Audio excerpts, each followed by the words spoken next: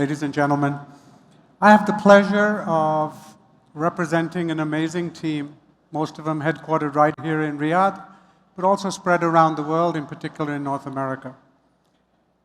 We, as an organization, were created by Royal Order and about 5 years ago with a simple but dramatic mission, which is to expand health span around the world for the benefit of all. And I'm going to unpack that. And let me first start with a question as to why should everybody in this room, and in fact every person on the planet, whether you're old or young, should be interested in this topic. The world's population of people over the age of 60 today is 1 billion people. It is estimated by the year 2050, the world's population of over 60-year-olds will be 2 billion. It's going to double. However, the world's population is not going to double at all. In fact, it's almost now reaching a steady state and is about to start to plateau. The implication of that is very simply that while the number of old people are getting to be doubled, the number of young people to support them is actually going to be relatively smaller and smaller and smaller.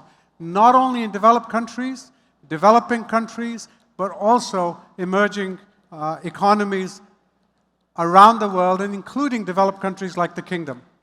The implication of this is not just health, but it is also economic and it is social. Let me give you a couple of statistics. When there are a large number of young people to take care of a few older people in a pay-forward society, which is just about every society is, there are plenty of young people working or able to take care of the elderly.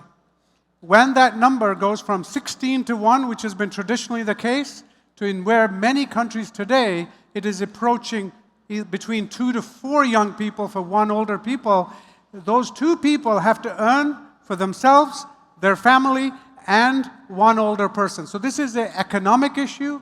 It has an impact on health budgets, because there is no country on the planet that has the health budget to take care of the disease burden of this large increasing population. Let me give you a perspective. The majority of the US healthcare budget today is spent on people over age 60. In fact, the last 6 months of life. Most of it on chronic diseases, which then become acute crises. If we take a look at the United Kingdom, you just heard from eminent professor, the UK NHS cannot support the cost of chronic disease in an aging population. Let me turn to the Gulf. The birth rate in the Gulf used to be around 6 per couple, 6 children per couple. Today, it is approaching, in most of the Gulf countries, around 2.2 children per couple, which means if you think of the replacement rate as 2.17, we are now at a point where the number of births is approaching the number of people lost through illness and age. We are now seeing a demographic shift which was never anticipated, which is we're going to have a population that ages in place as a single cohort. This is going to have profound implications on the demographics, on the workforce, labor, as well as on the healthcare system. Increasing spending on chronic disease, which has been the traditional model, does not give you an ROI. There are plenty of research studies that have shown that you can quadruple the investment of taking care of chronic diseases as an interventional approach, but the ROI is no different than if you cut the budget by 25%. I'm not suggesting that's the case, but that is actually the national initiatives that show life expectancy versus healthcare spend. What does all of this mean? The challenges are there. We understand what they are. We understand that doing the same thing as what we've always done isn't the answer. So what is the alternative? How do we move forward? This really was the major question that resulted in the genesis, and under the leadership of His Royal Highness, the Crown Prince and Prime Minister, who is our chairman, we were launched with our mission. I'm going to talk a little bit about that and ask you to think about what is possible, how do we implement it, and how do you scale it? From a possibility point of view, our current approach is chronic diseases occur because it's a natural life course. The reality of it is the number one risk factor for most chronic diseases, diabetes, lung cancer, musculoskeletal disorders, dementia, neurodegenerative diseases, the number one predictor is age. the average age, the median age of people in the Gulf actually was the lowest 20 years ago. For the last 20 years, median age across the Gulf, just like the rest of the world, has actually been increasing. It will continue to increase. So not only are we going to be seeing more diabetes, more dementia, more of these age-related cancers, there is another striking challenge. On average, the age of onset of cancers related to age, diabetes, cardiovascular disease, and dementia occurs 5 to 10 years earlier in populations in the Middle East and South Asia compared to North America and Western Europe. We knew this for diabetes. What we did not predict was this was also going to be the case for dementia, for age-related cancers such as colon cancer and lung cancer. These are occurring younger and younger than if we compare to other countries. Therefore, the disease burden will occur earlier. However, the opportunity is intervening today actually has a greater ROI. From a financial ROI, let me give you the economic estimates that are published. It is estimated for each 12 months of keeping a population above the age of 60 young, that is healthy, we can see a $4 trillion GDP impact in just the United States. Across the world, the estimate is about a $40 trillion.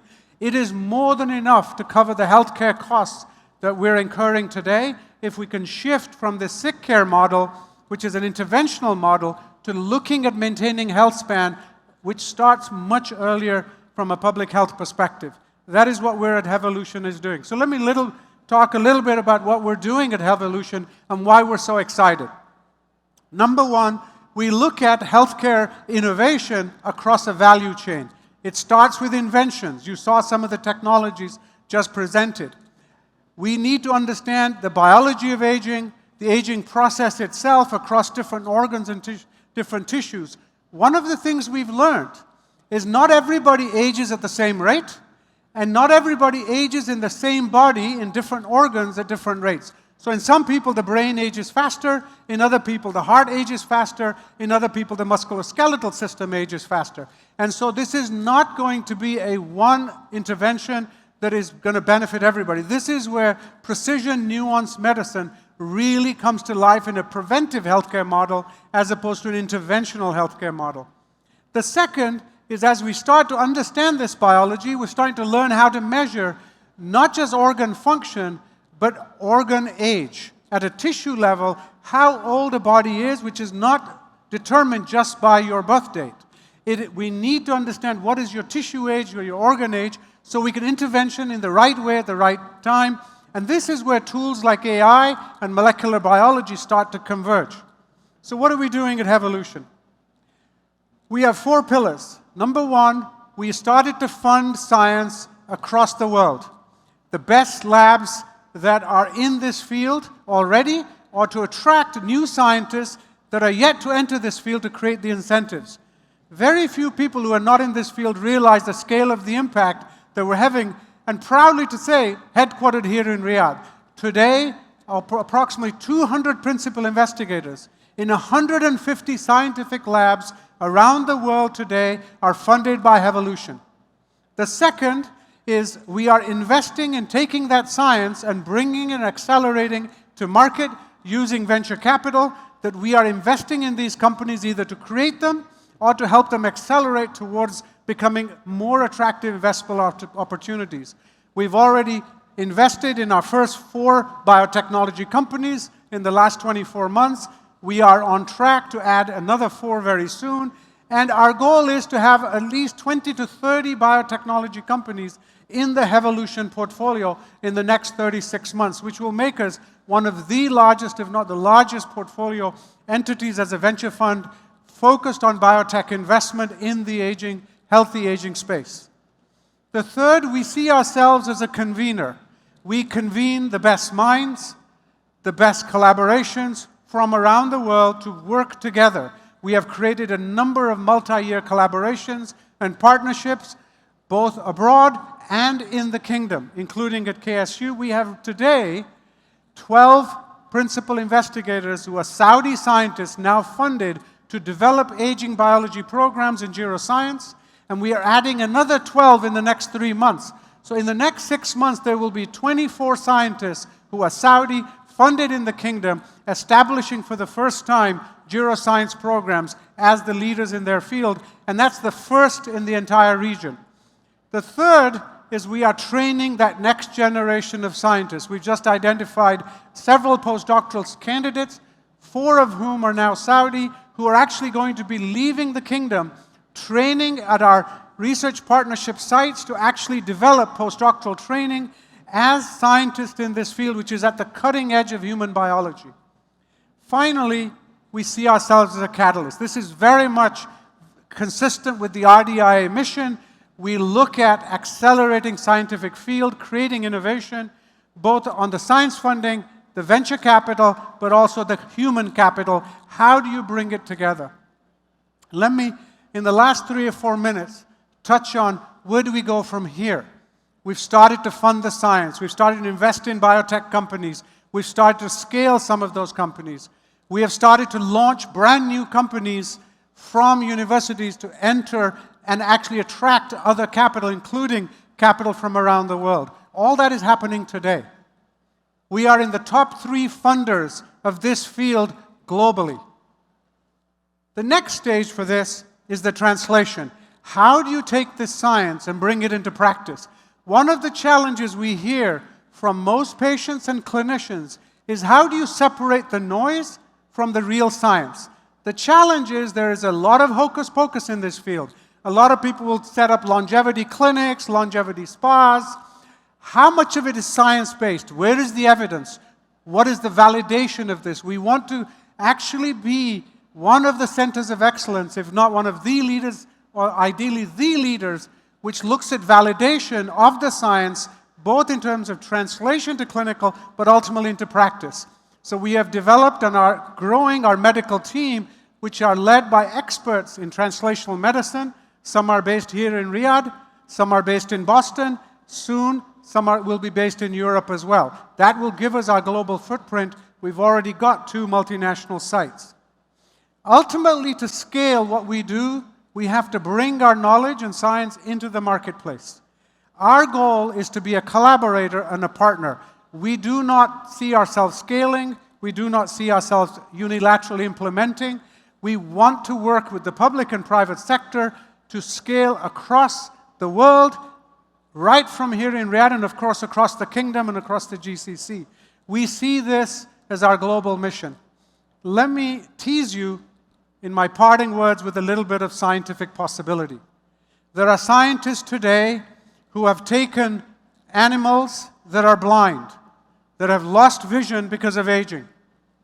If you look at the publications such as in Nature, they took these blind animals through epigenetics, using the latest technologies in epigenetics, demonstrated that vision can actually be partially restored in a completely blind animal that was unable to see previously. Just think about what I just said. Age-related blindness resulting in a reprogramming, resulting in a restoration of partial vision, maybe to the point of reversing legal blindness, is within the grasp of scientific technology today. If we now think about epigenetics, tissue regeneration in the heart, the kidney, the ability to do this in musculoskeletal, all of these are now feasible scientifically. The question we are challenging is how do you now take it into humans? Human trials in a number of these interventions are beginning. How do you ethically scale this? How do you make sure that it's not only ethical, but it also is accessible to as many humans on the planet as possible? That's part of our mission. And finally, how do you partner with industry to actually make it affordable? Let me remind you, simple technologies like anti-lock brakes were developed by Formula One cars when they were extremely expensive. It took a partnership from R&D, research and discovery, through translation, that today some of the cheapest cars on the planet will have anti-lock brakes. That acceleration happened because of industry. That happened because the private sector partnered with the public sector and the R&D enterprise. That is our mission. We're proud to be Saudi. We're proud to lead the world from here in Riyadh. And we look forward to partnering with every sector, every one of you, including the hundreds of partners now that we have around the world. Thank you very much.